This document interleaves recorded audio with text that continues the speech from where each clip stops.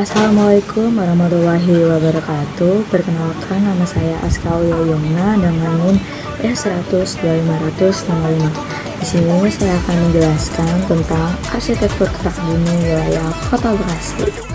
Jadi, di wilayah Bekasi ini berada di bagian utara Jawa Barat, yang merupakan bagian dari cekungan Jawa Barat Utara. Daerah ini termasuk zona daratan rendah yang terbentuk akibat proses pengendapan sedimen dari sungai-sungai besar dan laut purba di masa lalu.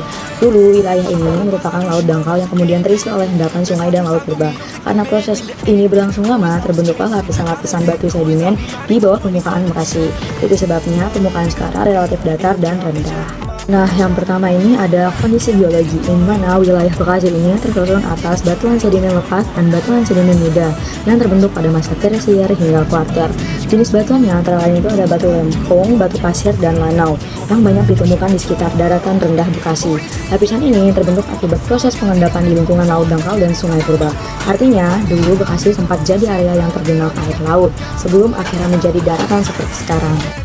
Yang kedua ada lapisan atas, di mana endapan aluvial dan lempeng modern hasil dari proses fluvial atau sungai dan aktivitas sungai Citarum serta sungai-sungai kecil di Bekasi.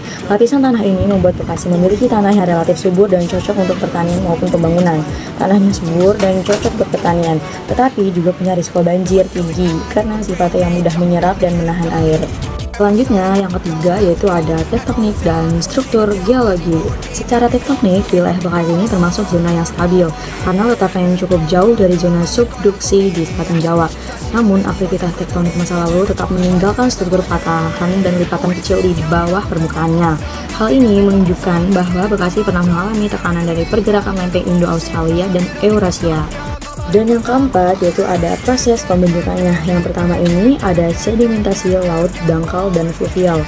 Yang kedua ada aktivitas tektonik lemah di sekitar cekungan Jawa Barat Utara. Nah, yang ketiga yaitu ada proses pelapukan dan erosi alami. Nah, gabungan ketiganya ini bikin Bekasi menjadi wilayah datar, subur, dan cocok untuk permukiman dan industri.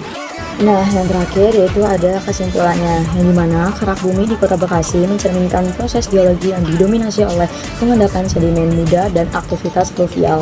Saat ini wilayah Bekasi tergolong stabil secara tektonik, sehingga cocok untuk pengembangan permukiman dan kegiatan ekonomi, meskipun tetap harus memperhatikan daya dukung tanah dan potensi banjir akibat daratan rendahnya. Sekian dari saya. Wassalamualaikum warahmatullahi wabarakatuh.